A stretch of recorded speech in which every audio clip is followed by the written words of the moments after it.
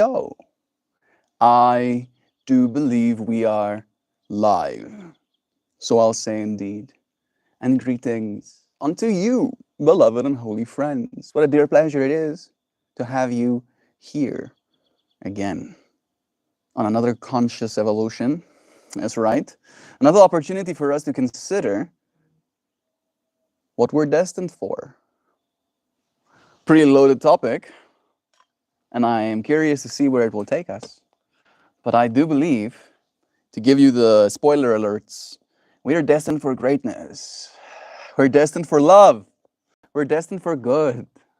I see Zhao hearting me up in here already. Jeeps. I do like that. I do like that. I like myself some lovin's. Let me open this. Why am I getting so many notifications simultaneously? Ah, okay. I see. Starts clearing notifications, clears one of the ones that I didn't want cleared. Oops. Notifications, clears one of the... Did I not upload my thumbnail?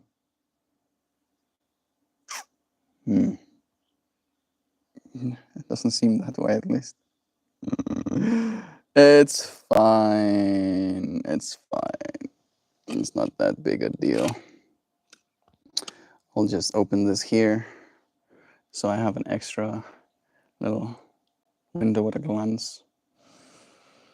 What are we destined for? We are destined for greatness. And what does that look like? I had a moment today where I was inspired, let's say, by a quote that talked about destiny not being something that's set, but destiny is something that you take. Right? And I commented on this quote as well, and it was very much this acknowledgement that destiny is something you show up for, I believe, instead. That you are destined for greatness. You really are. You can be great. And again, just in saying those words, I can feel all of us having different ideas of what greatness means, of what that looks like to every single one of us as people. What I believe greatness is when you show up day in and day out. Every time. Every single time you are needed, every single time you are in an opportunity to interact with another person, you have the opportunity to show up as that version of you that is great. Right? And I believe that the more we do that, the more our reality almost conforms to that state of being, to the point where you will just inevitably start living a great life. You will start living the life that you were destined for. I feel like there definitely is this disconnect with a lot of us where it feels like that ideal life, that destined life, that great life is not for us. Natalia? There's Natalia. Bless you. It's nice having you. Thank you for joining. If you're new here, welcome. It's nice having you here. My name is MeltMore. I do a live stream like this every single day. Do subscribe if you haven't been. I'd like to see you again. We do these little conversational live streams every single day where I open the space to you to have a conversation with me. And I usually try and start it, get the conceptual flywheel spinning, right? And the flywheel we're adding momentum to today is the flywheel of destiny. Thinking about what we're destined for, whether or not we're destined for, right? I just mentioned that there seems to me, at least, that there is this belief in a great deal many people that the good life, greatness, is not destined for them. And I don't know if it's a matter of it being like a really difficult, it's pretty difficult destinying, right? Living the life you think is your destiny. It's a tall order to try and fill. And in that way, so many of us end up not trying to even. And as a result, the universe can't meet us halfway, right? We didn't show up for that greatness that we believed we were worthy of. And I'm not trying to make this stream one of like judgment of like, hey, oh, if you're not living the greatness you thought you were gonna live, then you weren't destinying hard enough. I'm not trying to make it like that. I'm more trying to make it a fractal of taking responsibility, right? For all of us, with all of us in this moment right now, feeling this sense of, you know what? I am destined for a great life. Believing that about ourselves, right? About the life that is kind of like sprawling out in front of us. I had a little bit of a conversation about that yesterday. Sam is here. Chasing destiny is how they complete their main quest early and end up dying young.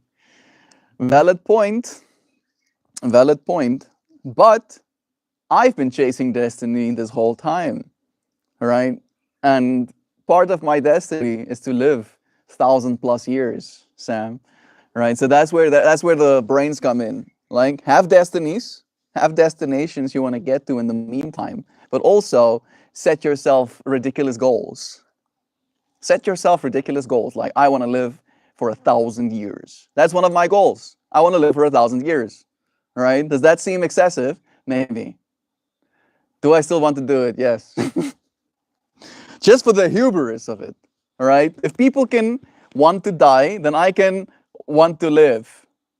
All right? People can want to die sooner rather than later, then I can live longer rather than shorter. Seen it too many times. Y'all remember Alan Rickman? Nope. Illustrious career, had his big role and then died. No, I don't. I don't know Alan Rickman. Maybe that's even more testament to the womp womp you're trying to communicate. Maybe that was his destiny, Sam. Maybe he lived the life that he had come to live and he was on to more living. Goodness. This is something called straw kush that's in there.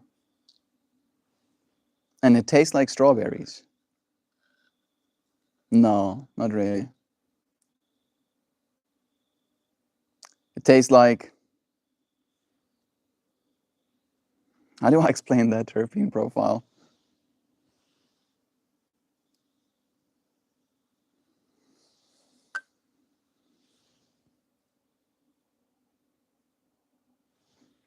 I don't know if you've ever smelled mimosa.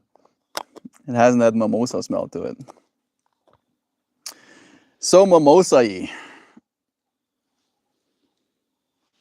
Just lost a little fleck. Go back in there. I didn't say you could jump to the ground. Amelia Earhart made it big, did her thing, died young and pretty on some shithole island. Yeah, Sam. Like, I don't mean to be a stick in the mud, but there are many people that became successful and are still living long, happy lives to this day. All right. Confirmation bias and all that. I'm not disagreeing ultimately that achieving all of your life goals can be a dual-edged sword. That I agree with you with, Sam. I'll say it's true. If I have already achieved all of my wildest dreams, I'd be amiss to try and make new ones. However, again, I believe it's a matter of creativity, right? You get to have as many goals as creative as you are. Hey, sterna van Rooyen. Likling van my Suid-Afrikaanse naam. Bless you, friend. It's nice having you. On a serious note, destiny is something that does preoccupy a lot of my thoughts. How much of an active role do we play in it? How does the finality of destiny exist in a universe still unfolding? I'm not disagreeing ultimately. No, you just disagree with me because it's fun for you. It's kind of fun for me to disagree with most people. Oh, and like I'm like that. I'm actually like a turbo nerd underneath this whole facade. Right? I should have thick glasses. Right? Bunch of pimples, braces and stuff. That's actually that's the way I look inside.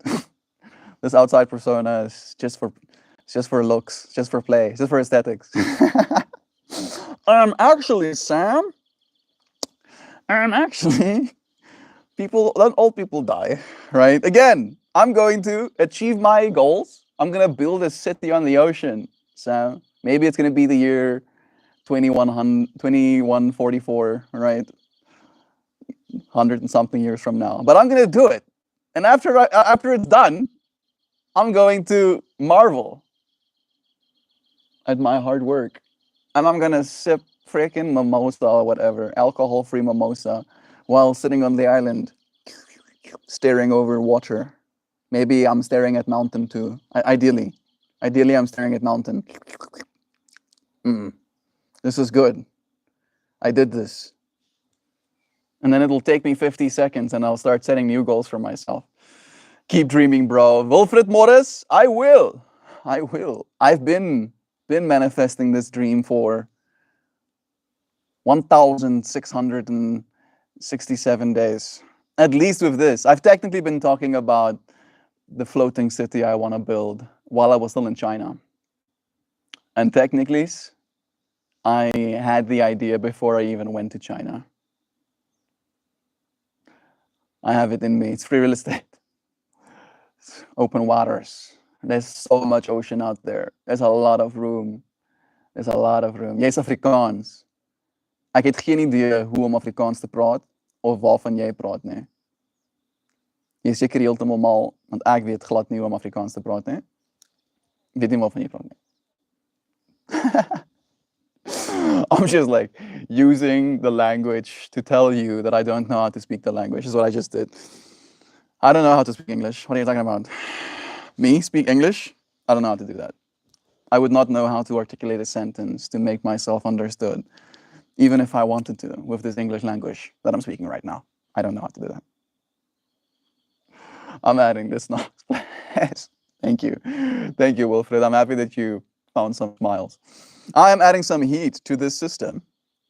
I'm going to extract the stuff that wants to evaporate.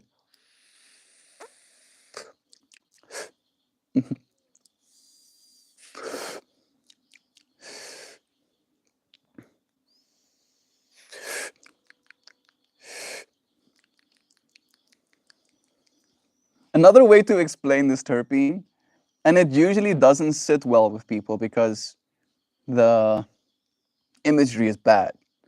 This also has like stink bug kind of terpenes. You know that with the way the stink bug can stink?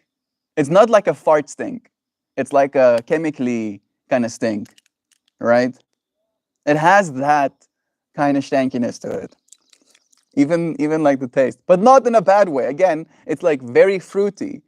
It's like that kind of smell with like a lot of fruit on the outside kind of vibes. You're getting it all twisted in language. Stink bug terpene. Gross, yo. I'm sorry. I'm sorry, Sam. Let me check it out. Ooh, it's kicking me. It's... Yo. There we go. I just had a pull of something called straw kush. It had the terpenes, fruitiness, but also gives me this idea of almost like stink bug. I don't know why. Can you tell me if it is known what kind of chemicals stink bugs use to produce their repelling odor? And then also, if there is any chemical or terpene that specifically emulates, or a combination of terpenes that emulates that kind of smell. I was outside smanking yesterday, And a stink bug came up into the house. Bro got fumigated. Yeah, stink bugs. They do look cool shape wise, but because they look so particular shape wise, you know when a stink bug be stinking bug in your general vicinity pretty much instantaneously, right? I do find that part interesting. Like they get kind of the short end of the stick. Yes. Ah, of course. Chemicals like already changed. Human killing stink bugs is an eternal sin. I haven't killed many stink bugs in my life, fortunately. Usually because I'd be getting stink bug all over me. Just for that alone. Right? I don't kill stink bugs. However, if I have a stink bug on me, I usually do like a little to flick it away from me, right? I don't know if that kills it. Ideally, it doesn't. Strawberry Kush, Leafy says, myrcene as a dominant terpene and limonene and caryophyllene. So peppery, lemony, mangoey, right? Now imagine that peppery, lemony, mangoiness with that like funk at the underneaths. I'm tired of Indian moths at the moment. Just kidding. Yeah, I can also have like some, how do you say, peeves. Big old pet peeves with the moths. I like growing plants. And if you grow plants, moths lay eggs. And out of those legs emerge worms. And then there's worms eating ye produce. You see, this thing is going to town. Like it's like it's still searching. It's like it's probably doing. Did I hit deep research? I hope not.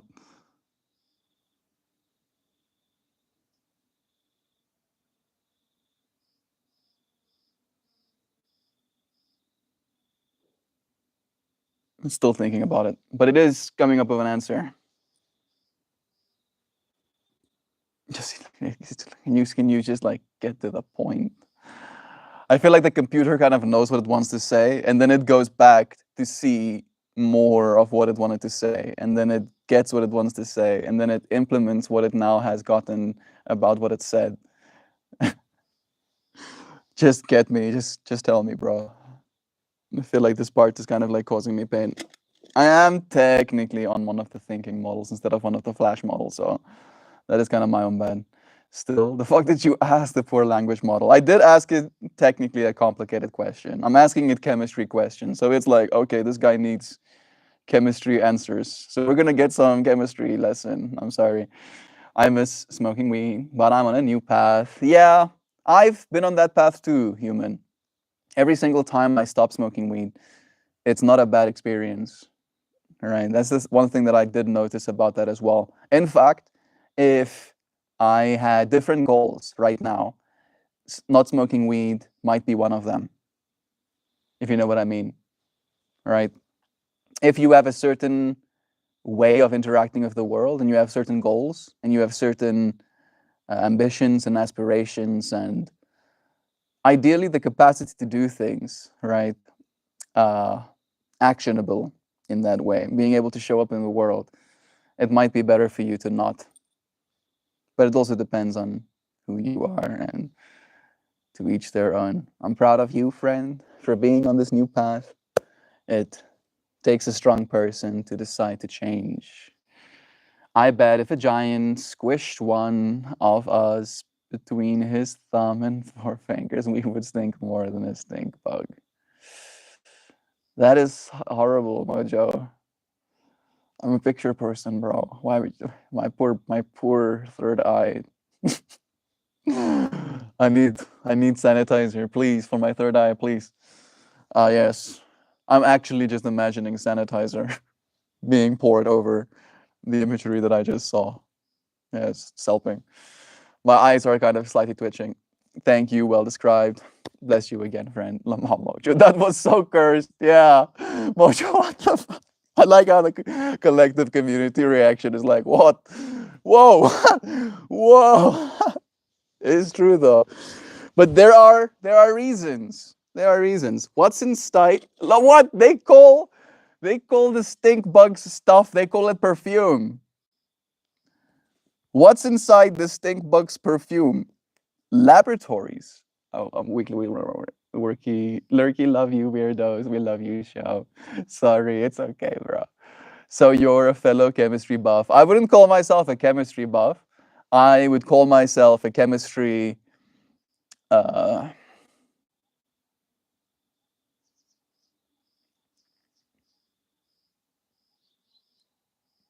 chemistry fanboy, rather. Right?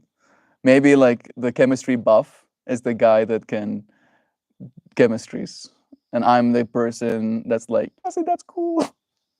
You're so cool. Can you tell me about it? I'm that guy. Right. Let me see this.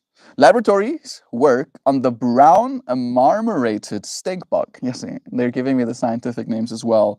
Helamophora hylas, maybe. Shows that its defensive spray is almost entirely two unsaturated double bond aldehydes. How did that? Did you know that? There are two double bond aldehydes, of course. One of the aldehydes is trans 2, that's the double, octanol. And the other one is trans 2, that's the didecenal. So trans 2 octanol and trans 2 decenal. One is green, rancid, and oily. The odor descriptions green, rancid, and oily. And the other one is citronello, soap like, and waxy orange. There it is. You see.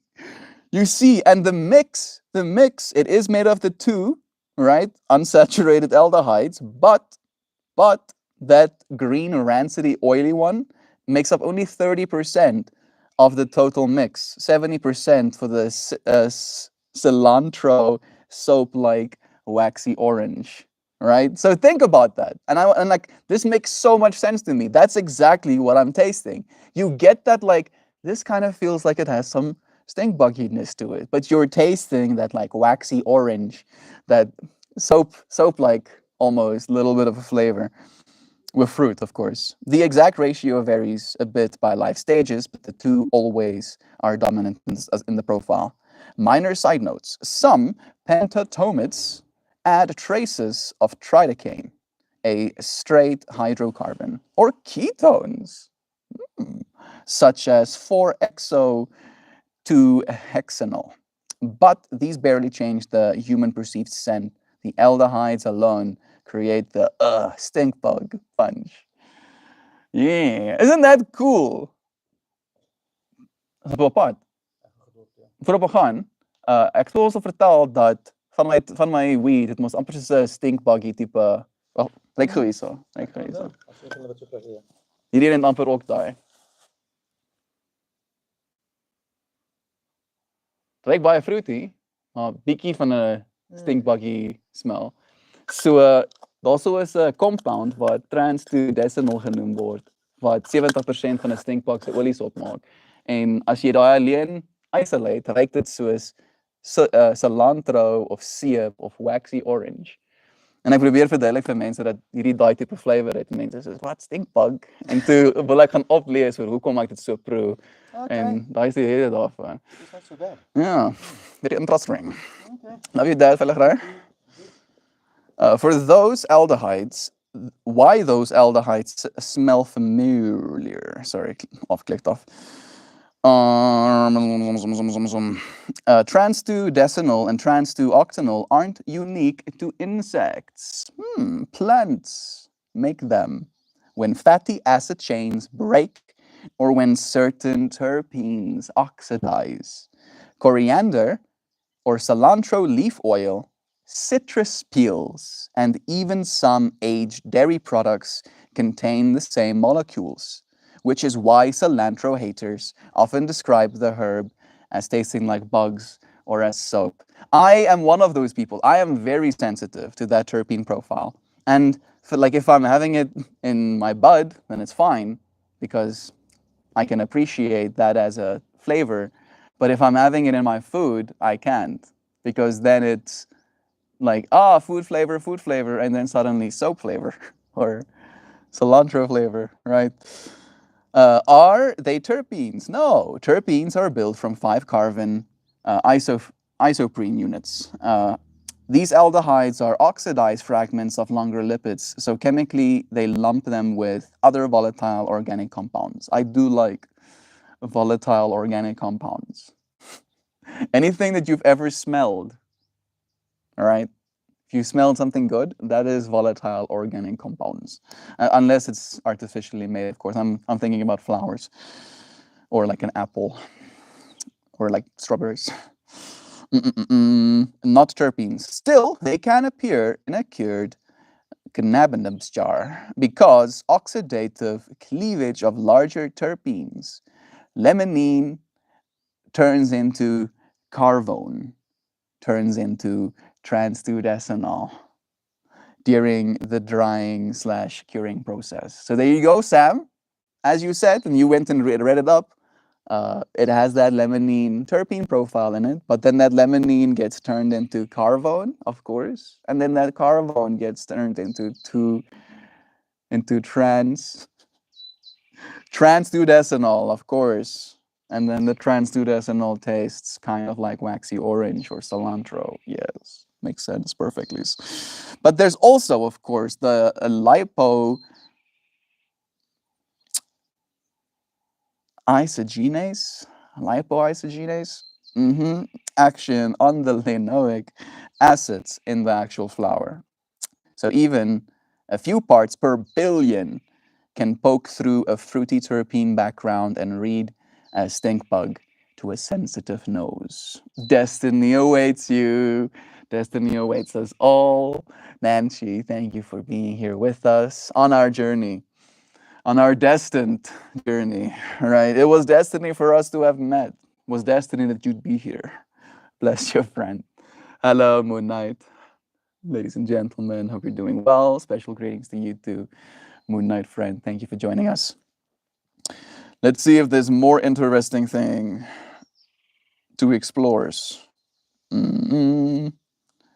Getting that note in a lab or a vape, pure replay, a 3-to-1 blend of transdecenal to trans to octanol dissolved in 0.5% in neutral propylene glycol is enough to fool most people's noses into thinking a stink bug has been crushed.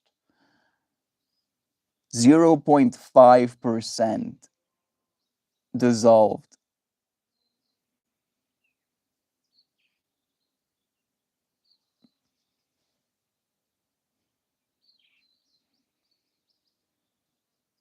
It's not 0.5. It's 0.05, sorry. 0.05%.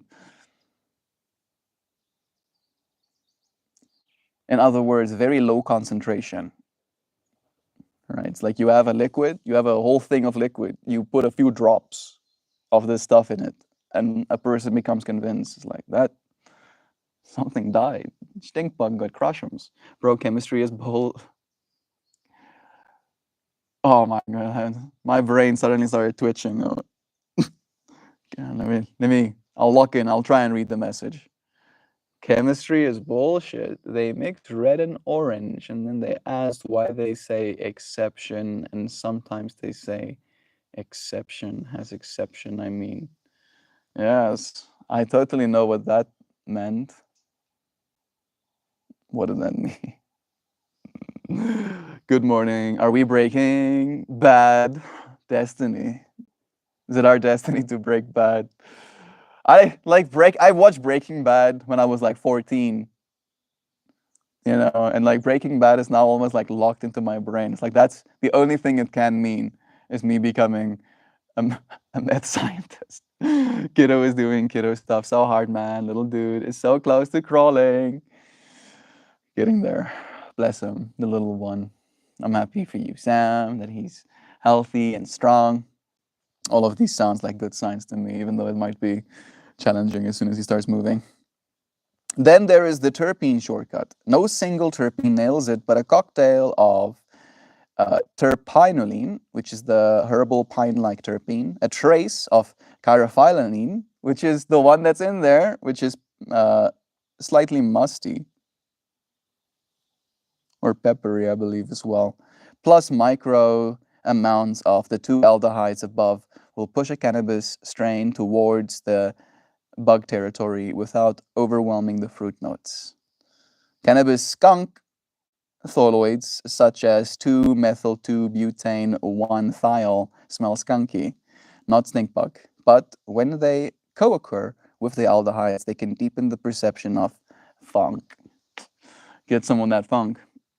Mm-mm-mm-mm. Still the stage, I think you should buy Kiddo a dog as a companion. No, a dog is just another fucking life form in this house that is going to depend on me for life, and I have nothing left to give, man. That, and I ain't dealing with the smell. Yeah, having to clean poop and stuff twice is rough, admittedly, Sam. A part of me wants to not agree necessarily with Moon Knight just for the sake of it, but a part of me imagines that maybe in some way the dog helps you take care of the kid somewhat, right? Get your kid like a Jack Russell.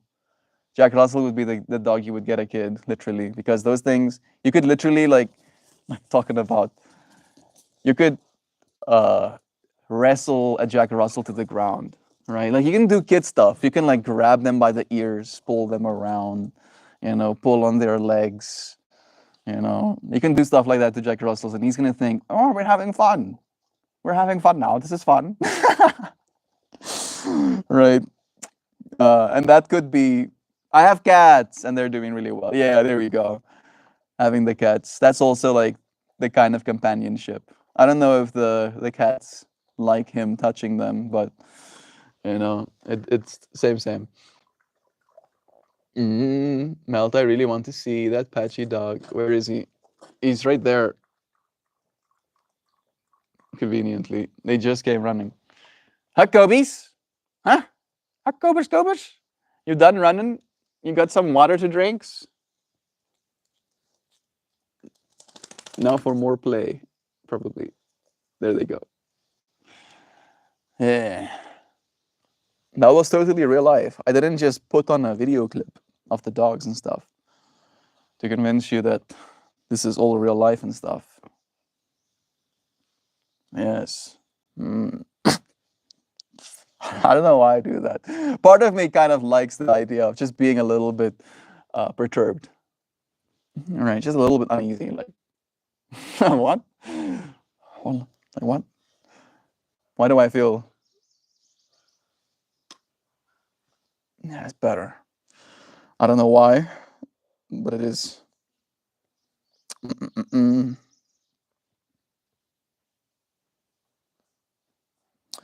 I'm opening chat again. Cats are selfish. I believe this too, Moon Knight. I believe cats steal from us, but it's kind of the same, right? You saying selfish. I think they steal. They don't always steal, but usually they do. And you're like, what, Mel? I love my cat. Yeah, boom. Your heart has been stolen. Point proven. Thank you very much. Thank you, very stealers. Usually they just steal your attention or they steal your time. And sometimes they steal your well being. But it's a parts per million thing. All right. They don't know they're doing it. I think. I don't think they know they're doing it. I don't think they're smart enough for that. But I wouldn't put it past them. Freaking cats. No, no, no, no, no. Oh, I don't have internet anymore. Okay, I do have internet on that device at least. Just this one is, I guess, too close to wall. Oh, no thanks. The comments that I do see though, Nancy said, yeah, but they're indoor cats. That means they poop in the house. They can be stinky. Also true. I have Norwegian forest cat and piebald or a bicolored cat. Nice. I test by the Jack Russell. They're a breed not for. I attest by the Jack Russell. They're a breed not for the dog mom beginner. Attest. Like you were like being against it, right? That's what a test means. I attest that. Maybe you'd be right. Uh, but like, let me say this. Let me say this. Prairie Wolf. I had an experience, and this is not me trying to like be combative. I had an experience in my own life where I had a Jack Russell. Um, long ago. I was like 7 or something. Her name was Tinky. Tinky the Jack Russell. And then we had like cousins come to visit us, and then one of the cousins was like a 1.5 year old, like very small, but I think she had like the ability to start like moving by her own volition, right?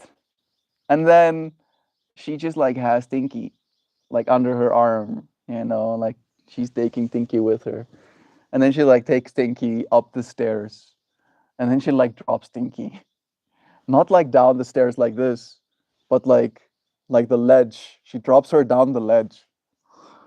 All right, and Tinky drops to the ground, and Tinky's fine, at least. And Tinky comes back running to the little baby that just dropped her off the stairs. All right, that's why that's like the imagery I have in my mind with like baby to Jack Russell interaction of like watching a little child carry a dog upstairs, drop it down the stairs, and then watch that dog run back to the person that just dropped them down the stairs. Right, I was like, oh,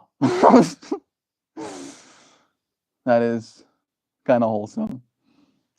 Think he was a sweetheart. Mm-mm-mm-mm. Let me see.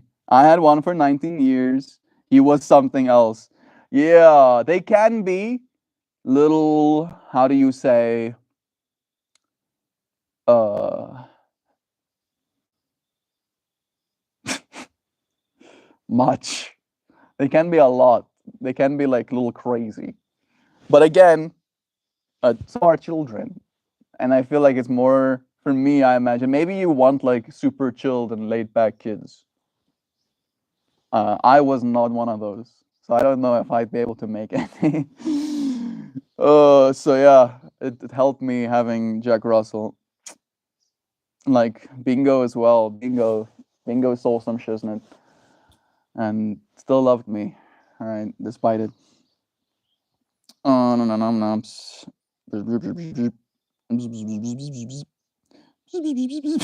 I'm getting there.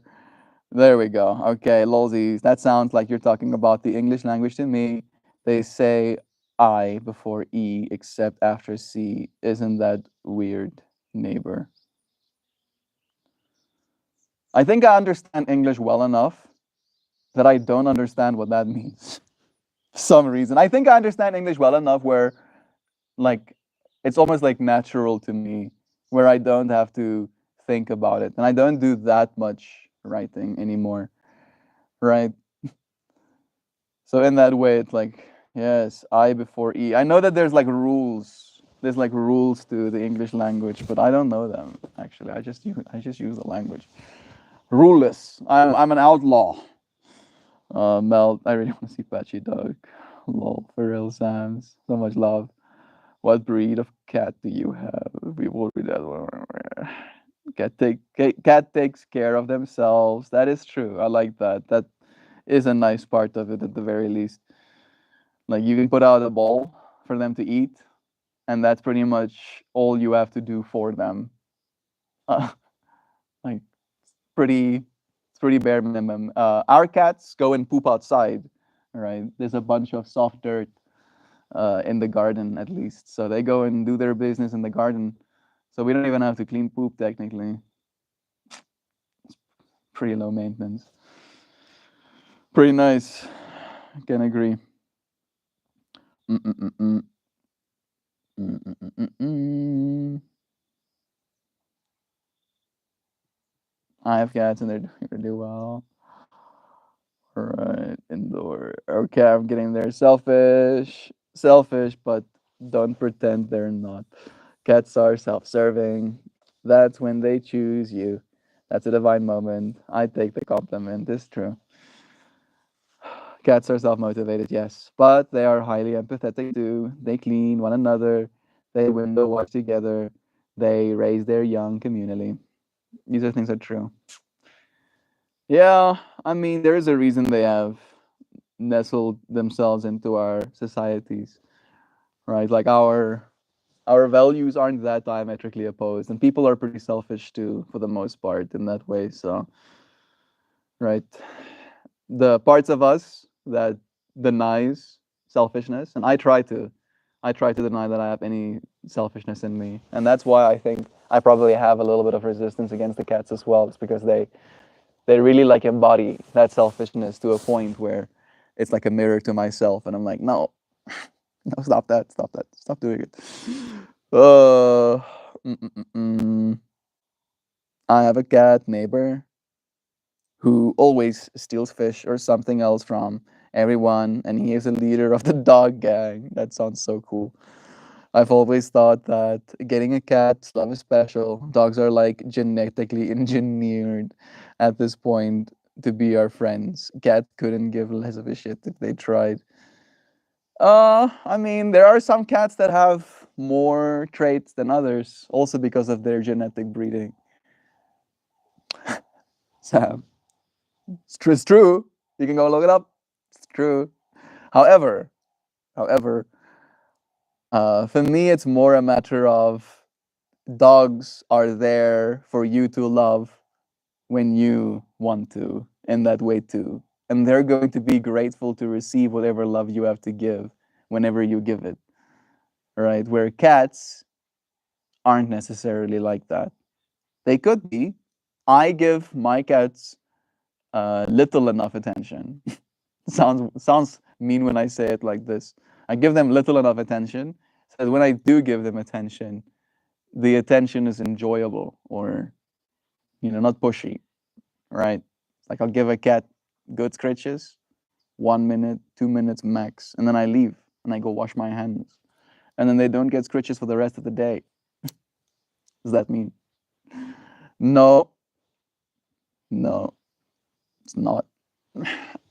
They appreciate it too, I believe. Cats. I've had many different relationships with cats in my life. In the way where I've at one point utterly despised them.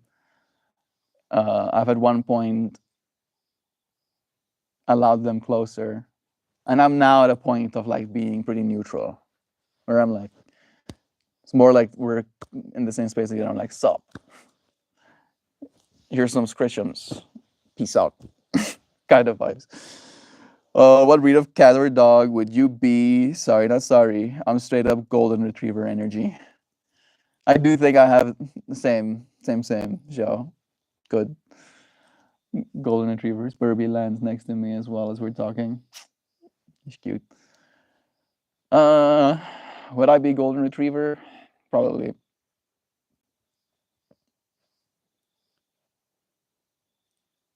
Yeah, I can see it. Hello, my friend David Popa. Welcome. It's nice having you here. Hope you're doing well. Make yourself comfortable. We're almost done with today's stream, but we still got a few minutes left in us. We're reading some comments right now, but we have been talking about what we're destined for. Think about it. Let me know what you think you're destined for. Sam, what are you trying? Sam, that's a hill Kayana will die on too. A cat's respect has to be earned, so it's special.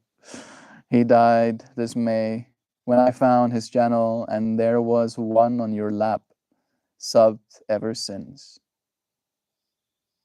A cat on my lap? I think I might have remembered one moment where Carlos or something like got close, but it's a rare occurrence. And I guess that is why people find it special. It's like Kobe has tried to come and like jump on my lap many a time. I think he does realize that I don't particularly like dog hair on myself, on my clotherings. And then, if you add dog hair with like grams of dirt and dust, then it's like hard sell, bro. I don't know if I want to buy what you're selling. Oh, no, no, no, no. Sorry for your dog passing, indeed. Prairie Wolf. When I found this channel, you saw Kobe on my lap. Bless. I'm sorry for your dog passing, but that you found a melt stream. Maybe, maybe that's the way. Like like this is my sentimental mind, Prairie Wolf, of like the like ghost of your doggo guiding you to this space, right? So you don't have to be as lonely with them being missing. Moon Knight. With zero training, my cat started alerting my husband to my migraine episodes. I'm sorry, a cat has hurt you before, but they're not all complete psychopaths. This is true. On Sam, expectation is everywhere. My cat was a mafia boss who controlled all the area's dogs and attacked the passerbys. Yeah, you do know that there are people like that too. And yet, I like some people. All right? Not all people are bad. Not all cats are bad. Also.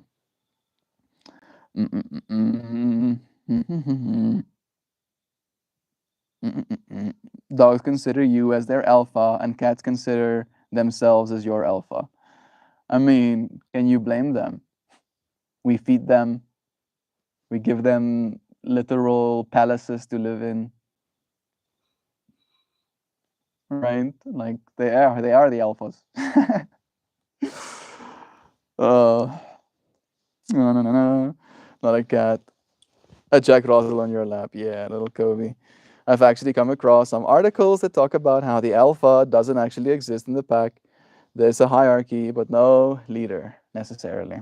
Yeah, like the guy who coined the whole alpha term, literally, personally, uh, what's the word? Rescinded his support, redacted his support for that theory.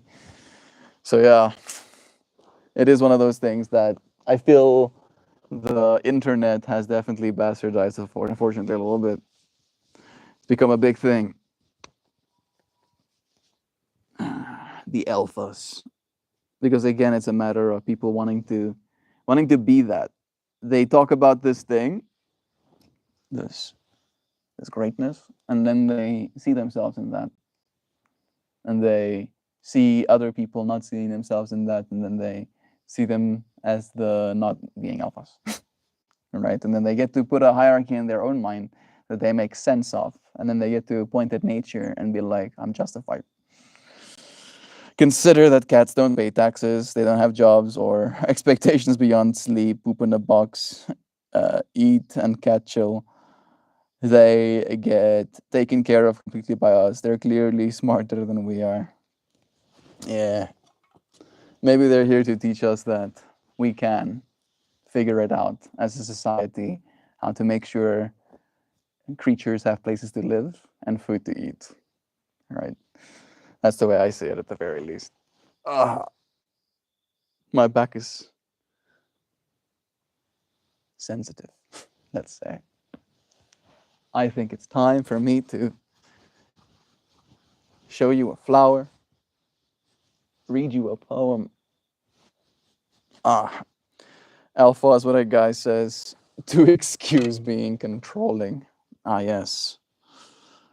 Yes. Do what I say. Nah. Don't you know I'm the alpha? Didn't you know that I'm the alpha, that you're supposed to do what I say when I say it?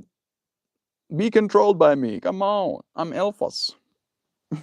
I went alpha mociosos. Must. God bless you, Melt. Oh, thank you. That's so nice. May you be blessed by God too. All of us, in fact, be blessed. Bingo, Zhao. Love is true. All right. This is this is the flower.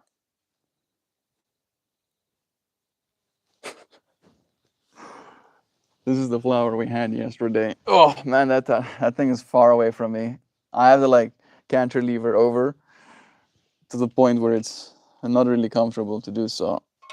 I'm gonna bring you here, put you there, and then I'll show you this. There we go.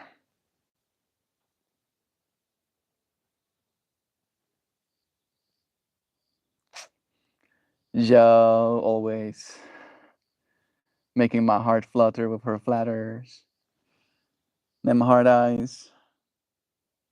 It's a little hard for you too. There's another one. Is there more? There's a rounded one.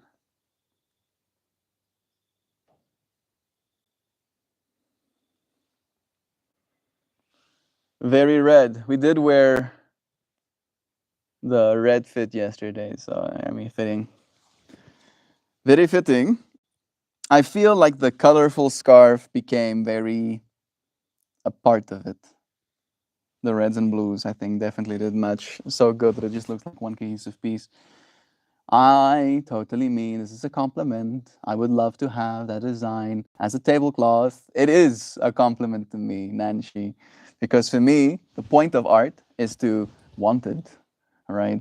Kind of like as a thing. Like that's why I have the stickers. That's why I have the stickers. The back of that device, I wanted to show you. Right, I have these ones too. Right, this is for me like tableclothing. Right, this is a type of table.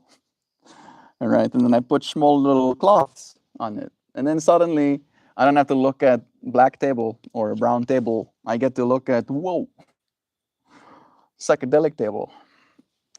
Super nice. Thank you, Nancy. I appreciate the compliment. By the way, thanks for not kicking me off for yesterday's comment. Prairie Wolf, to give you extra comfort, yesterday's comment didn't affect me in the way that I remembered it at all. So you don't have to apologize for anything, especially if it didn't even register as something that needed to be apologized for. Give Jesus Christ another chance, Melt. What he offers is what you're looking for. Why? Because he is the truth, the way, and the life. Amen. Enjoy your day. Talk to you later, brother. Thank you, L. I've said this before many a times, right? That I'm always open to like giving Jesus another chance if that's what I need to do. All right. For me, giving someone a chance is kind of like letting them into your life. All right. And I have never had Jesus in my life because he's been dead for as long as I've existed. All right. And I have been told these stories of this character. And again, I have, instead of idealizing this character, I have idealized the moral of the story, all right? The act of service for humanity, the showing up to lead, the gathering people to help others, all right? Like that's the whole Jesus story. And that I'm like 100% on board with. It's like the life I'm trying to live, even. Again, I just believe very strongly that if you believe that a character is the one that is this thing you think is supposed to be, then you almost like remove the possibility of you being that for the world, right? For me, it's almost like a malalignment, misalignment issue where maybe you can hold both at the same time, but it is hard, I'll say, at the very least. What did you say again? I think I remember. We'll be a little more selective in the future about what we allow in the space regarding the spread. Not religion, just truth. Love you. Enjoy. Bless, friend. Where we were actually talking about another incident, L. But it's funny that you would assume I meant you. Love is true. I think it's coffee time. That sounds nice. I also didn't have any coffee today. A part of me wanted to have coffee. Like, I wanted to, like, go and make myself coffee while the stream was going. But I was also like, if I drink coffee now, I'm probably gonna be extra wired. Your, like when I tried to sleep, your comment immediately followed mine, so that is why I had to assume it was from me. It's true. I appreciate the clarity on that. Thank you. Bless you. L friend. Yeah, you are very welcome. I hope you know that. Again, in the same capacity, right? Like this place isn't exclusionary of any person or the religion they believe in. You can be a believer of anything, you can still be welcome to the space and we'll still love you, right? Where we start maybe like raising eyebrows is if you're trying to like get us to be in your religion because we're allowing you into this space regardless of your religion, And in that way, that is the truth for all of the people that might be of all of the different religions. And as soon as you, in this space that is for all people and all religions, decide that this is now your stage to convince all people of all religions of your one true religion, then it's like you're missing the point. You're missing the point of what it is we're doing here. I'm not religious, I'm spiritual. Same, same. I don't know if you uh, assign these labels, L, but it goes religion is when a bunch of people come together and agree on what God is. Spirituality is the pursuit of what God is. And I believe that's the journey we're on now, right? We're in the pursuit of what God is, right? And if God is Jesus, then we'll pursue that. If God is love, then we'll pursue that. If God is fame and money, to some people it is, then we'll pursue that, all right? And as you pursue in spirituality God, you'll find God, right? And sometimes you'll find other things, and you'll realize that you should get back on the path of finding God. Right? That's beautiful, Mel. Thank you very well. Christianity doesn't have to mean religion. It technically means exactly that, unfortunately, Al. I don't support any exact group. It's my personal relationship with God. That's good. That's good. But Christianity, literally, like actually, is a religion. That's what it means. It's like it's like it's like a denomination, right? There's a bunch of different religions, and Christianity is amongst them. If you had to go and like search, what are the major religions? First one's gonna pop up, Christianity. So in that way, it is definitely a religion, all right? Depending on how you are aligned, you might consider it a cult, but it is a matter of community, right? Again, religion is when a bunch of people come together and agree on what God is. In the Christian religion, the people agree that God is Jesus, or Jesus is the Son of God, but they are one, right? So Jesus is God in that way to the Christian religion. And again, when a bunch of Christians come together, they have a certain level of certainty that they can look at the person next to them, and this person also believes the same thing they are, which is that Jesus is God, right?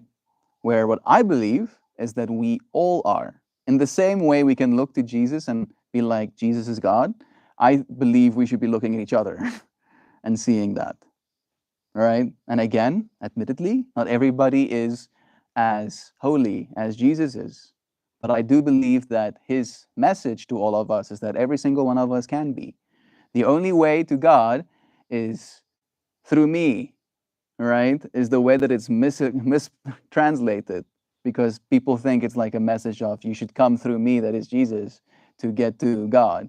But if you look at the Hebrew, it was talked about as an I am, right? Like the self-identification with, in the way that God is, you are. And he was saying the only way to get to God is to go through the I am that you are. All right, there is no separation. That was, in my belief, Jesus is teaching to all of us. All right, and we have missed the pot.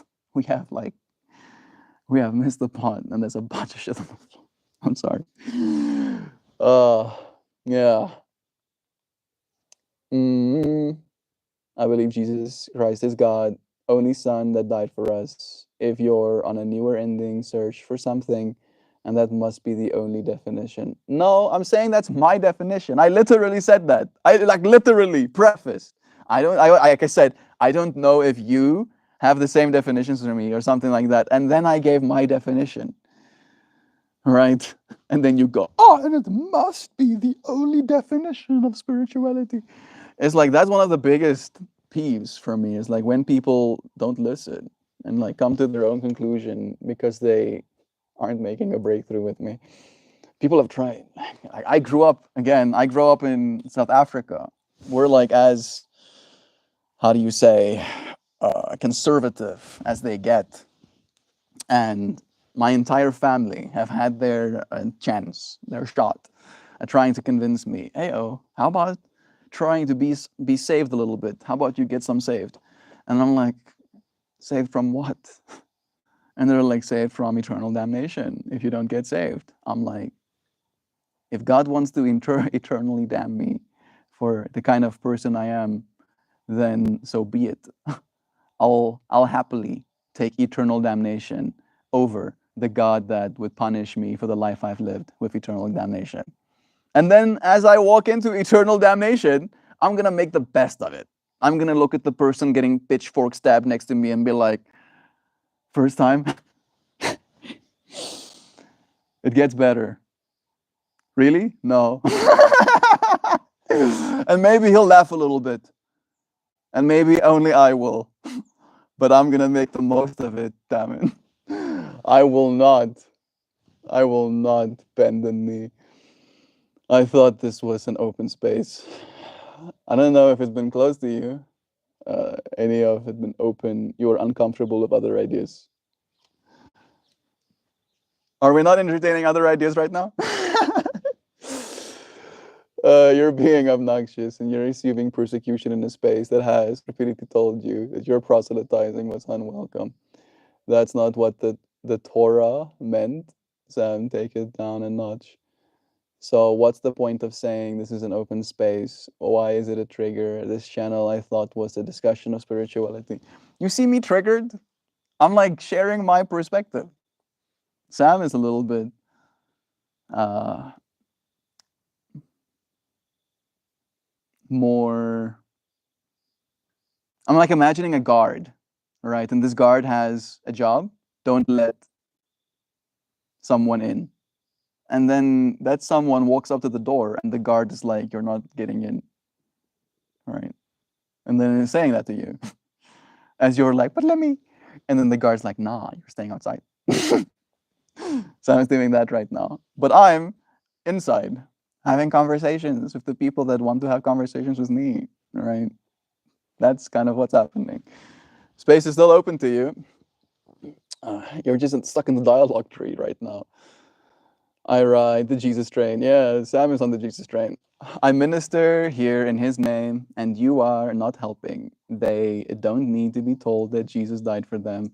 They don't need to hear that Christianity thinks it's the only truth. Yeah, again, right? I grew up in South Africa. I literally went to church from as early as I can remember. I don't have a singular childhood memory, right, where I didn't go to church on Sundays. Literally, my entire existence, up until the point where I had a self autonomy and I could stand up for myself. And literally, as soon as I could stand up for myself, I was like, I'm not going to church.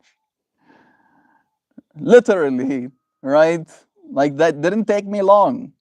And again, that was not taken well by anybody, not by my family, and not by the church. Because every single time my family goes to church now, they ask, where is me?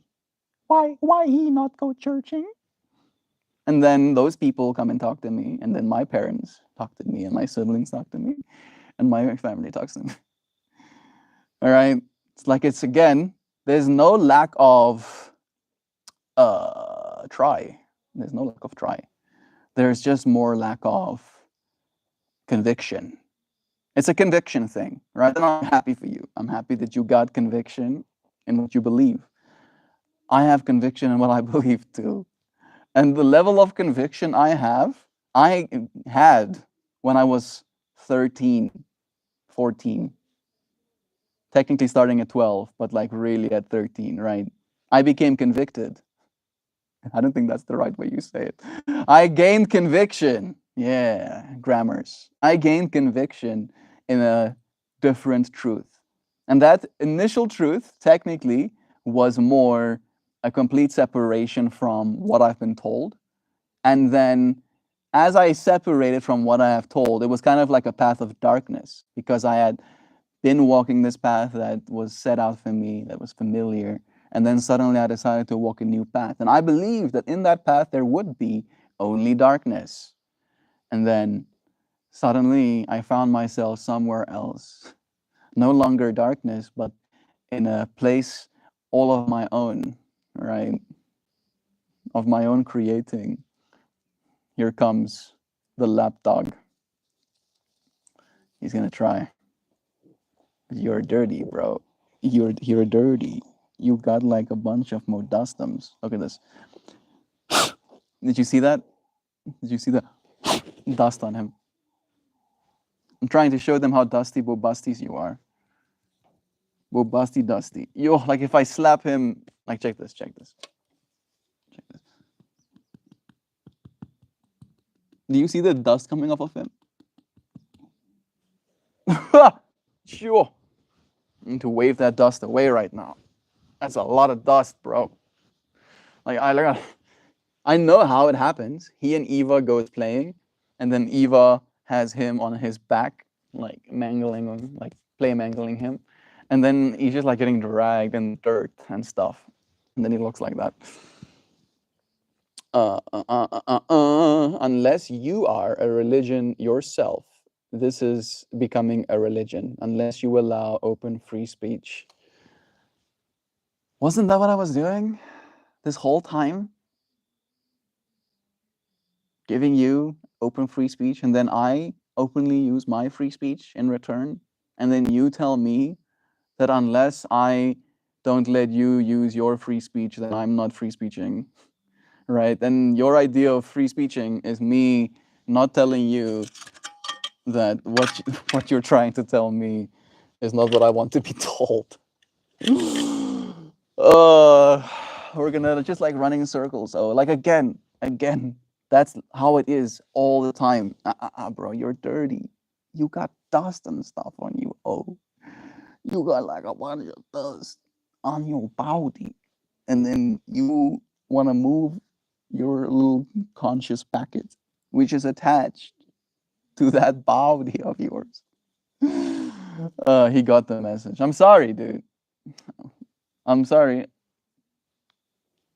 Like, and you're like, oh, just give him a bath, Melt. You do realize that him and Eva playing in the dirt is a daily affair. That is like, it's just like part of the gymnastics. What they need to see is proof of his perfect, everlasting love alive in this world. Yeah, exactly. I agree, Sam. And I don't agree that we are gods. It's a discussion. Okay? Now there you go, right? I do believe that all of us are, as Jesus said, I am, right? That I am, that inseparable beingness that has to be for anything else to be at all, right? Like you do realize that. Do you realize that, L? That if that thing of yours that is the I am, right? The unchanging, your body changes, it ages, right? Your mind changes, ideas become reintroduced, introduced for the first time, and concepts gets formed, right? You have internal dialogue. But the part of you that's aware, the part of you that is here right now, appreciating or maybe not experiencing this right now, is in the same way that all of us are, in the same way that Jesus was, in the same way that God is. There is no separating yourself from it. We cannot even fathom, probably, the complexities of a consciousness that is completely unfiltered, right? Where you're not only conscious of your own experience, you're conscious of all experience. And I believe that we are capable of that. But if we were, at this point in time, as a human body, aware of all experience at the same time, we would be so inundated with processing that we wouldn't be able to bring a spoonful of food to our face to feed ourselves, and we would die starving. We would be experiencing everything as the grand infinite consciousness, but your body would die, right, as that version of yourself. So we don't do that. We get here and we live these lives because that's what we came here for. All right. And then to be in this life and then to be told the same old story of like, oh, your soul needs to be saved. Otherwise, you're going to be burning in hell for eternities. And I'm like, oh, you got proof? And no, but okay, well, discussion done. If you don't have any proof for me burning in hell for eternity after I die, then I'm not going to concern myself with that information while I'm alive, right? That's for dead me to figure out. That's dead me's experience, all right? So let him be. Let myself be dead in the future, wherever that is. I'm alive right now, all right? Stop causing separation. No, but you are not. You need to be saved. You're so not saved. I'm like, what the fuck are you talking? Show me the separation. If you can point at the separation, is the separation in the room with us right now? Where is the separation? Show me. Show me. If you can point at one piece of separation, I'll I'll kind of like lay down my sword. I'll get off my high hill, right? I'll unplant my flag, head down, stumbling off the hill. But no, no, you cannot. You cannot separate the experience from the experiencer, right? And in that way, it is one. Yeah, one. As above, so below. You are that I am.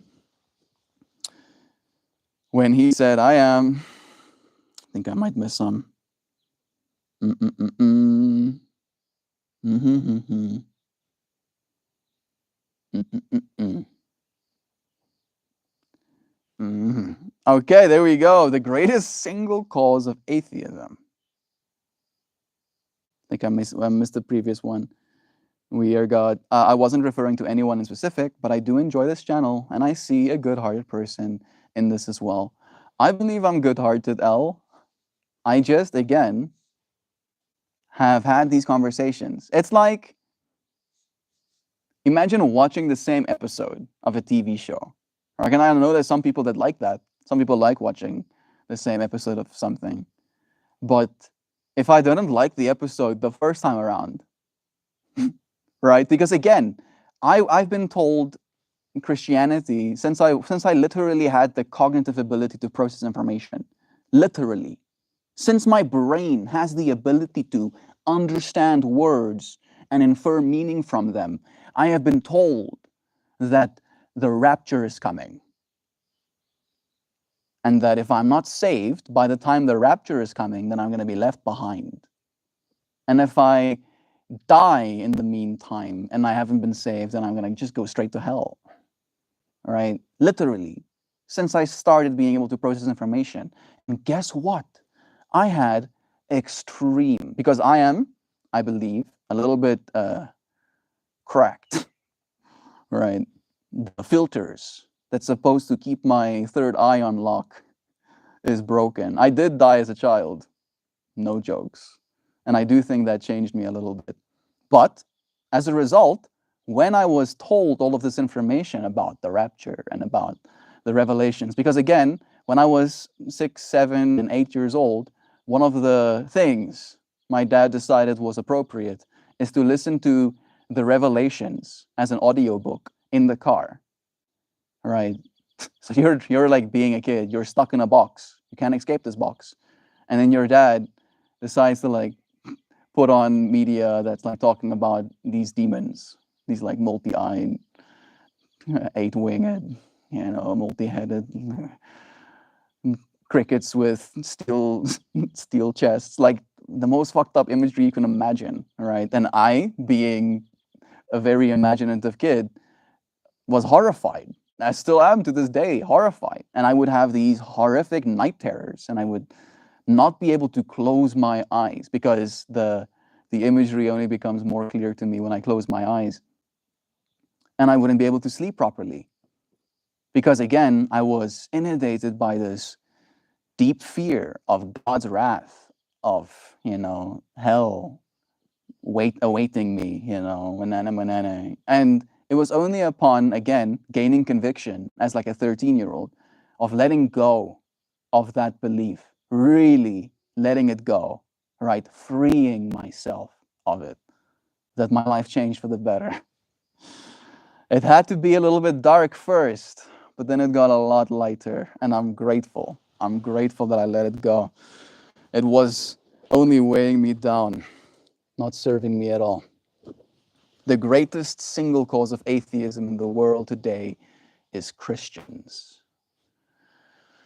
who acknowledge Jesus as they walk out the door and then deny them by their lifestyle. Deny him by their lifestyle. It's true. I have a similar story, but the understanding of God is not figured out as a child in church. The personal relationship with Jesus Christ is a different thing. Yeah. Have I told you about some of the personal relationships I had with Jesus Christ? There was this one moment. This is my most poignant story. This is my favorite one to tell in this context, Al. There is a teacher called Terence McKenna, and in one of his seminars, he talks about a relationship with cannabis, where instead of partaking of it a little bit every single day, you're supposed to abstain completely. And then when you do want to partake, you're supposed to partake as much as you can all at the same time. And then after you do, you're supposed to close your eyes and go into a meditative state. And then you're just supposed to experience what there is for you to experience. And I was like, bet, sounds like a good idea to me. And I took his advice. And I took a week off. And the week ended, and I stacked myself a big bowl of basically kif, like the little powdery stuff that falls through the sieve.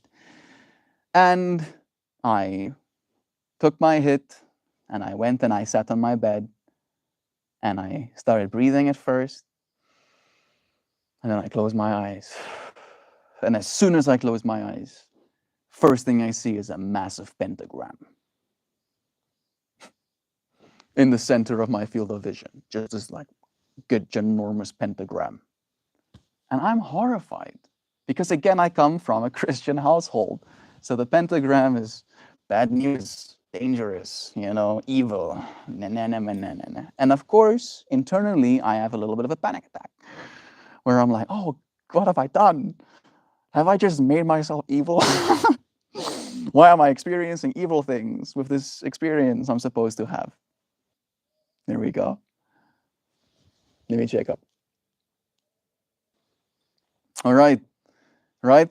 And then I decide, seeing this massive pentagram in front of me, like, I can't have this.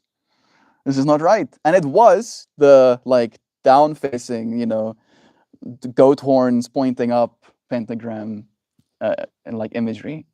And then I start moving this image in my mind's eye. Like literally I like get myself involved and I move this image to going from being, horns pointing up to being the head pointing up. And suddenly that star, instead of being a goat's head, becomes like the person, right? You are that star. Your legs and your arms and your head being the point of the star at the top, right? And it becomes clear to me experientially that I've taken what can be considered as darkness, the upside down of what you are as a human, and I have turned myself right side up as a human so that I can stand for something. And as I finish this act and I come to this conclusion, I feel this entity in my field of vision, like here.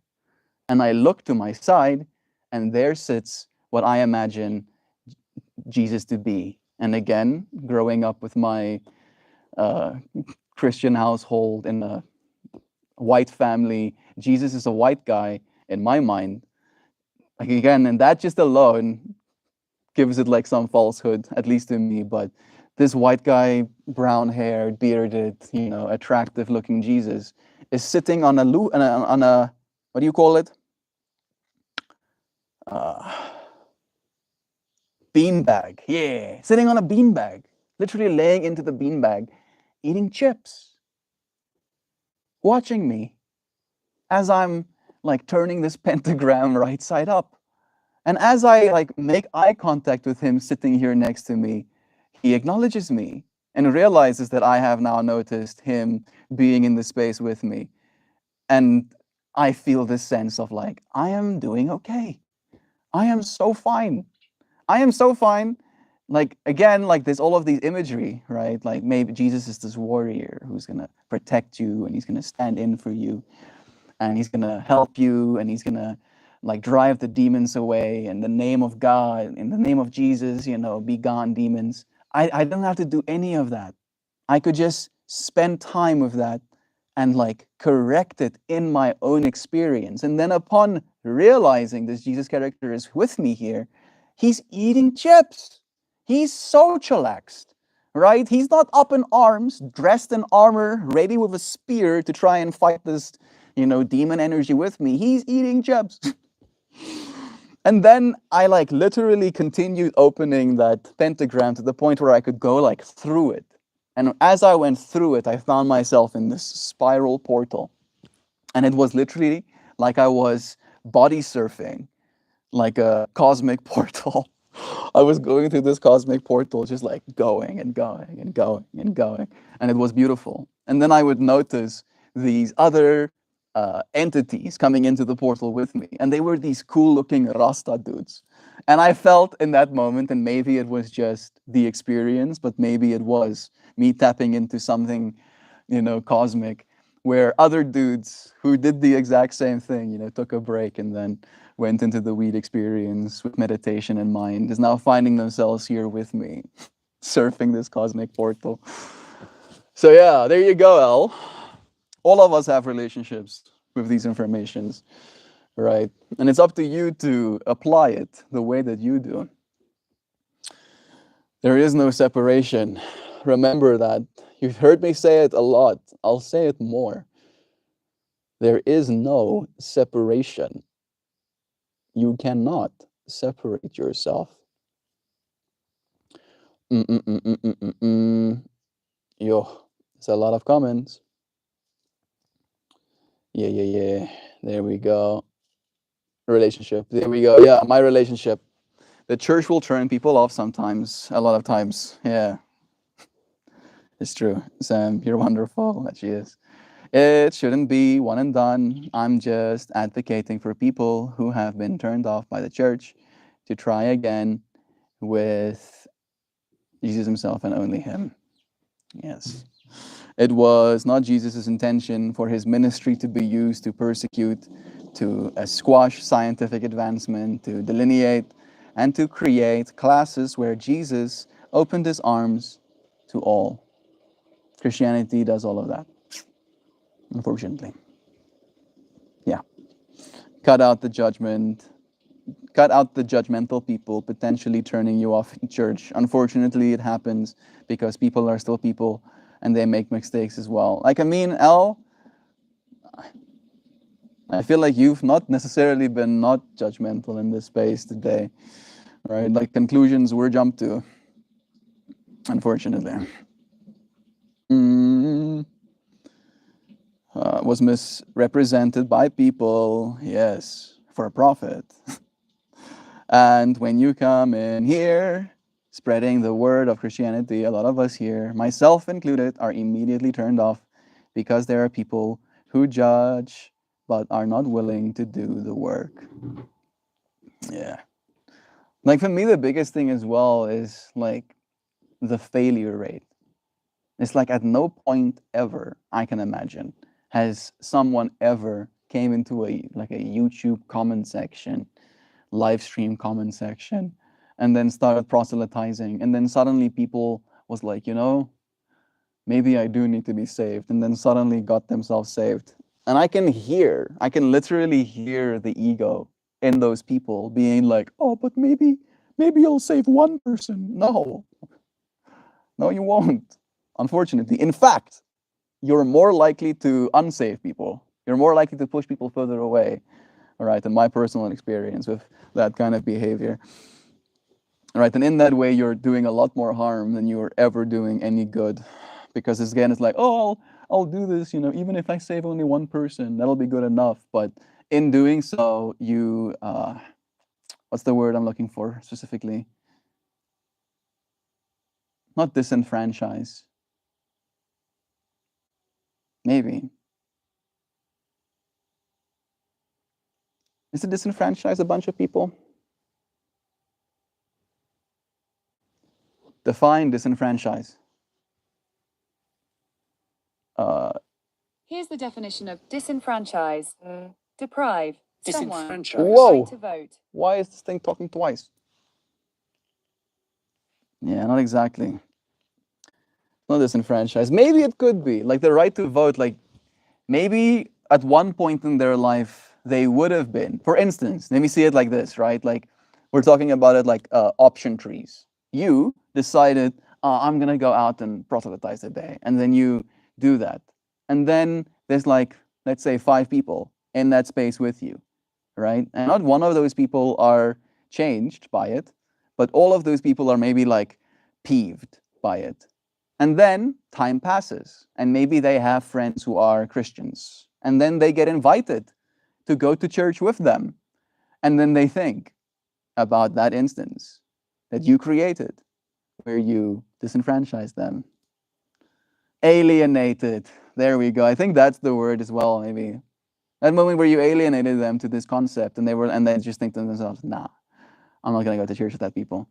Right? Where if you didn't do that, they wouldn't have that internal bias, that internal judgment of like, these are the kinds of people that I might end up interacting with. And I'd rather not go there where those kinds of people are. Right? I don't know about you, but I don't like going to places where people try and browbeat me, right? Try and tell me that, yeah, like you just haven't tried hard enough to believe in what I believe. It's like, that's not how it works. That's not how it works, unfortunately. Mm-mm. Mm-mm. Bruh. Well, don't throw me in the same barrel as everyone else. I am not the same as them. I understand because I had a similar story as Melt. Bruh, then come in me here to add notches to your belt by converting the hippies. Yeah, especially this one, bro. Like you picked like the boss mode hippie to try and convert. You like try, like you have to like convert at least 1,000 other people before you can even like dare to try and convert me, dude. Right? And like by the time you've converted 1,000 people, I have been unconverted by 1,000 people. Right? So I've become even more boss by the time you get to try and chance it. Yeah. Exactly. Let's appreciate the creator for the gift of consciousness. Yeah, exactly. Thank you.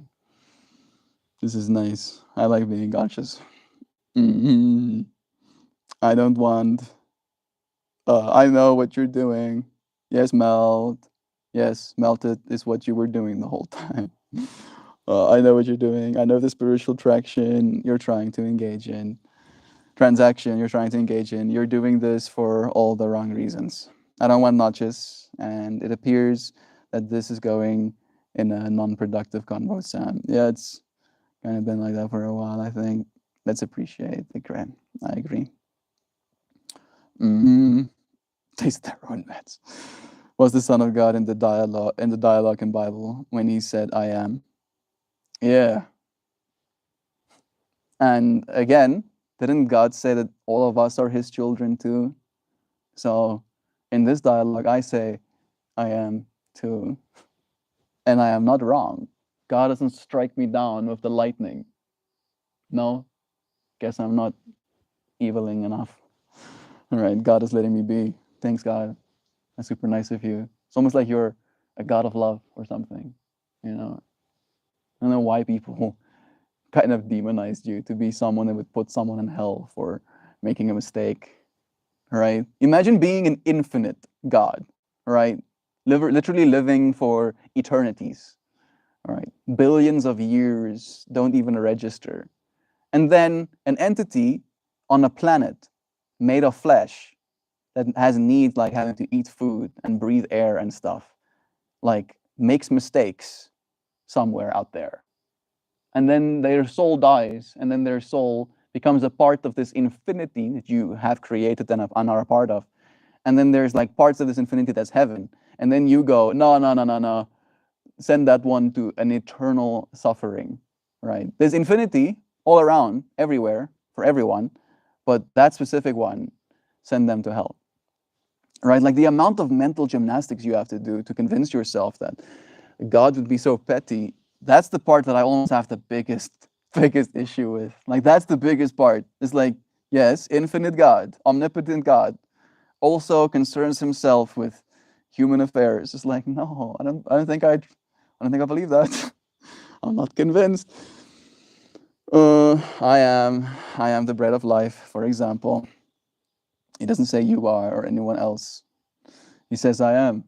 Same way me and you says I am as well. When you say your name, do you just say the name, MeltMore, or do you say I am MeltMore? So in that way, I am before I am the MeltMore, aren't I? And so are you. And so was Jesus, and that was his teaching to us.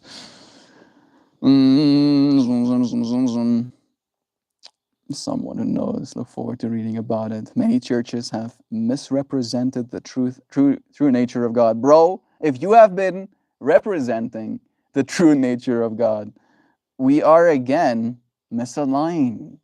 We are again misaligned. Right? Like because again, I don't believe you. That's the big thing. I don't believe you. Right? It's like we're having as Sam said, a spiritual, is it exchange she used? And I don't want what you have, right? There is no exchange that I want to make. I'm happy with my bag, thank you. Mm, mm, mm, mm. Your church and peers did not represent the world of the Bible correctly to you. You were mistreated with the wrong approach. Like I said, it's a personal relationship, not just because someone told you so. I wasn't that mistreated, relatively speaking. Slightly, maybe, sometimes. But I wasn't traumatized by the church, right? I didn't get molested by a church member or something like that. For me, it was more a matter of, again, the internal experience I had.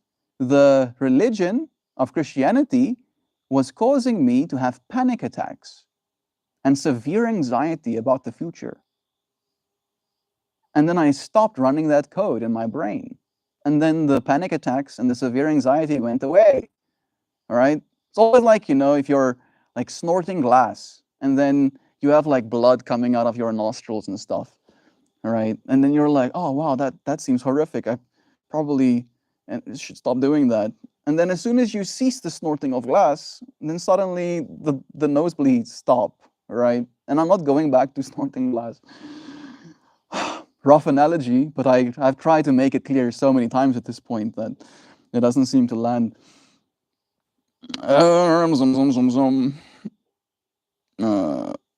L, are you a parent? Do you have children? A good parent, a parent of multiple children, would know that each of their kids have different needs and so require a different approach. Oh, that's some wisdom. You let go of your oppression from the church. No, I didn't. No, I didn't. I let go of my oppression from a God that is wrathful, from a God that I need to appease in order to gain his favor, from a God that wants me to follow a certain set of rules. And if I follow that set of rules, then I'll be given entry to heaven, right? I have freed myself from that, and I am better for it. The church had nothing to do with it. Even if I like stumbled upon a Bible, in the middle of nowhere, and I read it, and I came to the same conclusions of like, oh yeah, this seems pretty whack, I would also, again, when I say this, like even if there was absolutely no influence in my life, I would come to the same conclusion. Mm, mm, mm, mm, mm. Each religion of the earth comes from a different culture, a different context, a different set of meaningful experiences. Christianity is a way for all, as in yours doesn't fit. If yours doesn't fit, try this one. Yeah. You have to put your work into it, says Joe. But when it becomes hard to explain outside of our own anecdotes, we're all looking through our own keyhole of consciousness, seeing the same thing from a different angle. Exactly. Like the elephant analogy, right? Sam, the truth is the truth, though, if that's what you believe. and not for nothing. That's nothing like in the Bible. That's not morally wholesome for parenting, if you believe so. I think it is, Sam, for what it's for the record. Yeah, again, bro, like that's one of the other peeves, right? It's the one peeve of you assume you know God's will, right? And what God wants. That's one thing that I take issue with. And then the other one is, as you just said, is this whole truth narrative. I say the same thing, just for what it's worth, right? My community's saying is love is true, right? So in that way, we assign this truth value to love, right? If love is something you're experiencing, then there is truth in that experience, right? It should be true that you're trying to be loving in this world. And if that is true, then you'll live a good life, right? It's very simple in that way. And unfortunately, the religious aspect is like they believe that they have the truth, right? The one truth. And that's just not how the world works. That's just not how it is. As Sam beautifully said, every single person has their own approach. Hey, we got Lucy here with us. How perfectly timed. Welcome. We have a friend in chat right now, L, who's called Lucifer Was Innocent. His name has been that since the start. We didn't shun him either, right? Do you believe Lucifer was innocent? I believe it was, right? Lucifer was as much a victim as Adam and Eve was in this horror story of, Eden. It's a fucking horror story. If you don't think that's a horror story, then I don't know what it is, right? You are omnipotent, all knowing God. You create an environment. You put in that environment something that would uh, go against your will. And then you put entities in that place that you create with curiosity. And you know, being all knowing, for a fact that they will go against what you told them to do. And then on top of that, in your infinite power, you created a Satan. And then on top of that, you let this Satan into your Garden of Eden to mess with your, what you call the crown of your creation, to be manipulated so that you can then outcast them so that they can start their suffering. Right? Like, holy fucking shit. If you believe that, like, again, it's a nice story. It's a nice story about hubris and about pursuing things that should be out of your reach, right? Maybe the Adam and Eve story is a story about unearned knowledge or something like that. But to take it as like a fact, take it as like actual fact is so far beyond me. Because again, it implies that God is the bad guy in that whole story because he's the one who knew, right? It's like imagine the author, right? When an author kills off your favorite character, you're like, what the hell, author? I like that guy. You blame the author. You don't actually blame the person who killed the person in your book. Maybe you do. Maybe you do. Maybe you're so enthralled that you do blame the person that's killing the other person. But usually you blame the author. You're like, yes, why did you do that? I like that character. Right? So, yeah, God is the ultimate author in this story, unfortunately. Uh, he gets it done. Deny her husband. It's out of the span of all time. So if Satan is real and wants to steal and destroy and deceive everyone, as he openly states and does every day, where exactly did Satan state that? Like you're saying that as he openly states. Like I can go online and go, did Satan say he's out to destroy and deceive everyone? And then I get like a video of Satan, like on a podcast with a bunch of tech bros being like, yeah, like I totally want to deceive and destroy everyone. Oh, oopsie. I shouldn't have said no. What the fuck are you on about? Like I can't. Like I'm getting the more I get into it, the more like logical fallacies I'm noticing. Where it's just like I feel like I'm becoming more and more cracked. Where I'm becoming more and more rude, and I can't help myself. Melt thousands of times that has happened, and people misuse ego in areas of spirituality. But when you truly love your fellow brothers and sisters, sharing what you believe to be true is love, not ego. uh, what you believe to be true. Like you hear what you're saying, right? Sharing what you believe to be true means ego. That's literally what it means, right? Because it assumes that there is something that you know that I don't. That's ego. That's literally what ego is. Right? And that's the first thing that Sam told you as well. It's like we know about this, bro. So you're only doing it from a place of ego, not from a place of love. Because if it was from a place of love, you would have it in your mind. You would have the compassion, the empathy to not share information that you know people already know, right? You would probably share something different. Oh, like there's so many comments here. I am definitely not getting all of them. So I see you. I know discussions like these are hard to hang in. Yeah. But I know that Prairie Wolf appreciates us staying mostly, hey, mostly calm. It's starting to rain. Y'all see. Unlikely for it to rain in the winter. It's going to be freezing tomorrow, probably, in that case. Jeebies. I'm going to have to make another trip.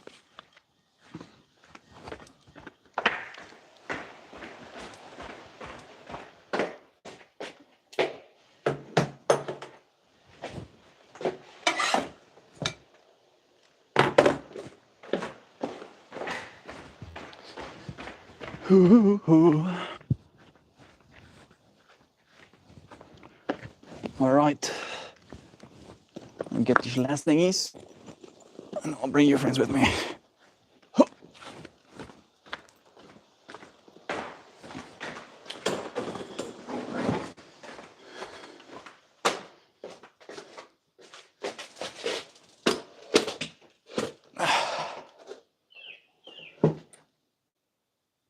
That chair sank deep.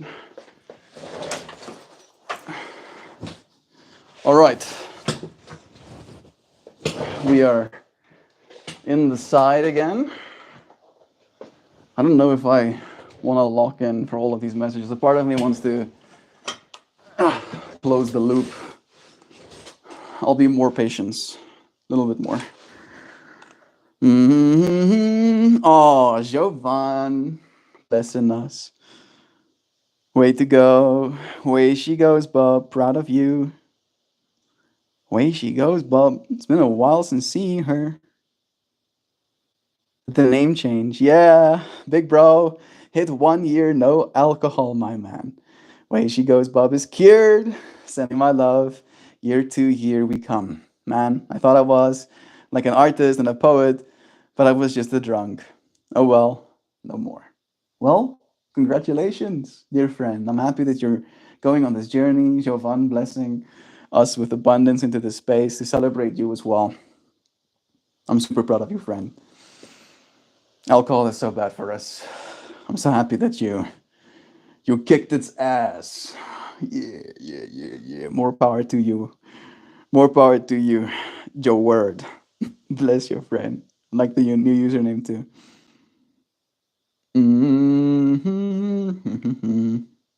Glad I piqued your interest. DMs. Bye, Felicia. This group was not. This group does not persecute, and so there shall be no accusations of that behavior occurring. Yeah, like persecution is not something that happened. Like again, it's very easy to just like select your username and then push one button, and then all of us cease to see your messages instantaneously, right? If I, having had this conversation 1,000 times, was like so fed up, let's say, with it, I could have just instantly, by a press of a button, right, stop the conversation, rid myself of your presence. But no, I sat here with you in having this conversation this whole time. Agape, I want to read this. Melt's story scares me. I don't know why, but it fascinates me that you'd say that. Which part of my story scares you? I have many scary chapters. Sarcasm and belittling is obviously being spread in the thread here and there. There's a better way to communicate the fact that these, after all, are conversations about life. You are right, and I do apologize for that, L. I can get a little bit abrasive, and I'm sorry for that.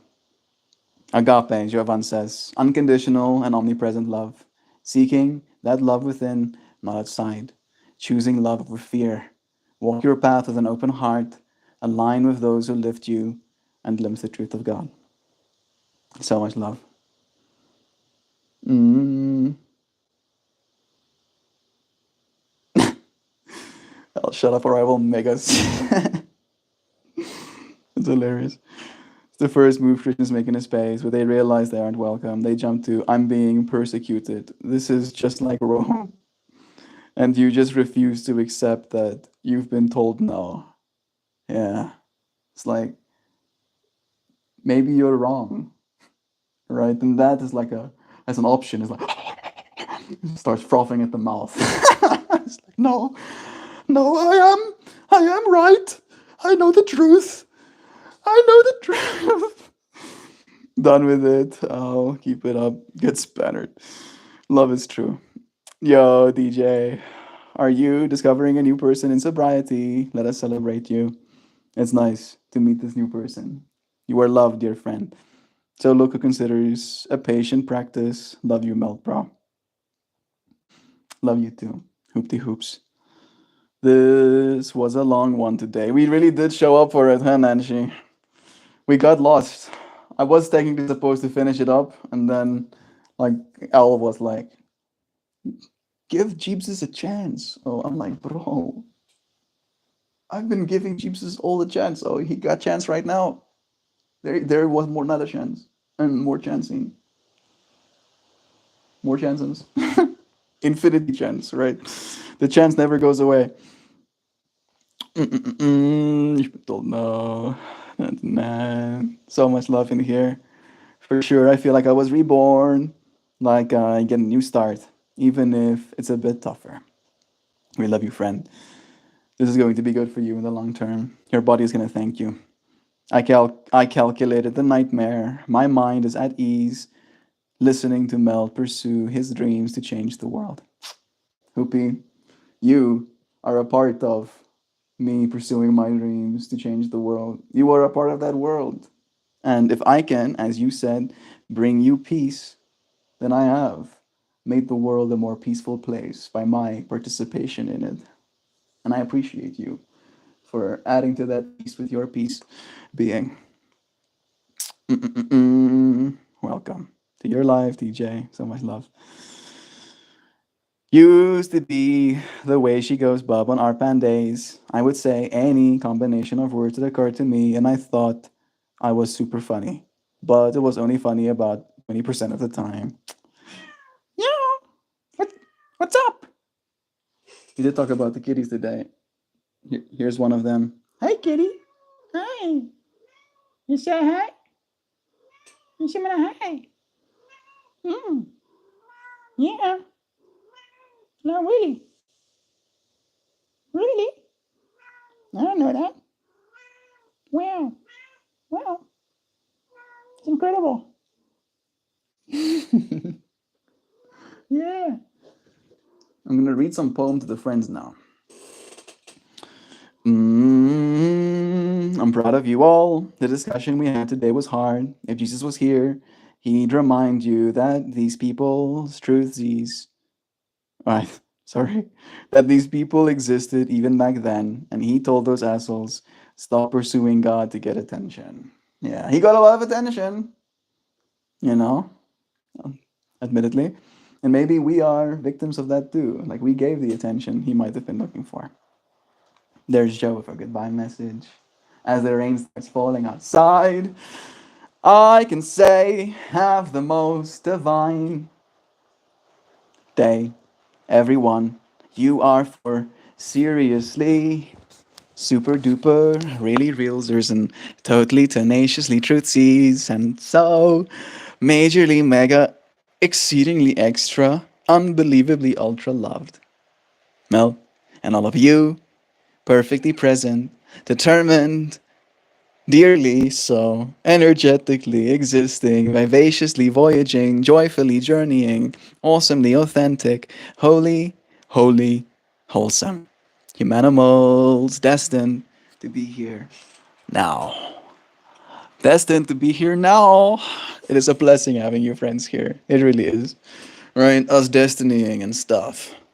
Oops, I thought the poem was read earlier and I missed it. No, it's perfect. Thank you, Joe. Now I can finish today's stream with the poem.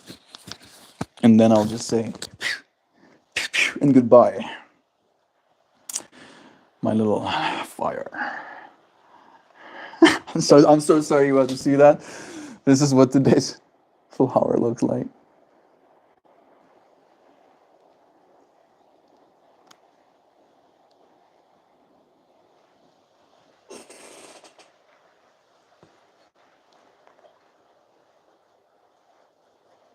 Makes me feel things. Makes me feel things. I really like this poem. Just to like give myself some extra pressure before I perform it. I really like this one. It's called Backseat Drivers. You know? Them backseat drivers. It goes. Backseat drivers. Feelings crowd the car. Joy riding shotgun.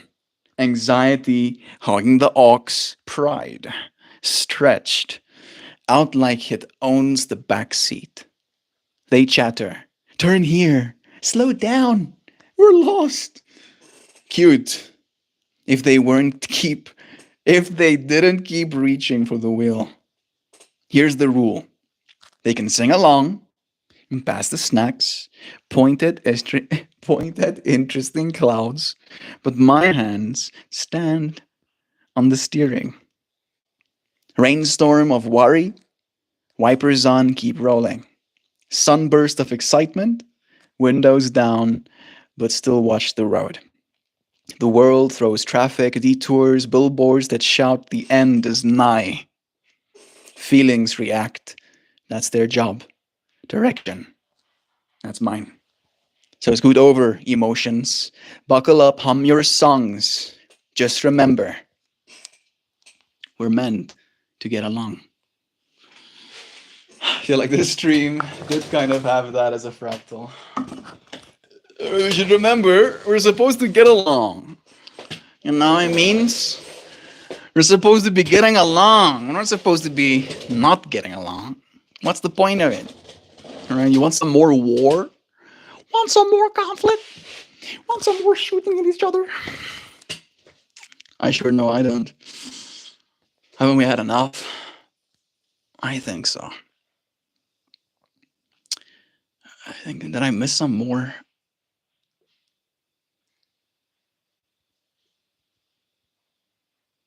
Yeah, those were the previous ones that I missed a long time ago. Good. Love is true. It was so nice getting to spend this moment with you friends. Beautiful. Thank you, DJ. I did butcher it a little bit. I could have read it a little bit better. Just a little bit better. But I still appreciate it. Shooty stabby is bad. Hug and love is good. Sending you friends hugs and loves right back. Thank you for lugs and housing me too. We already read our goodbye message in our poem. I can now say goodbye. Goodbye, friends. The ends are coming closer. Just say goodbye. I appreciate ya. We'll do it again tomorrow. All right? Cheers for now.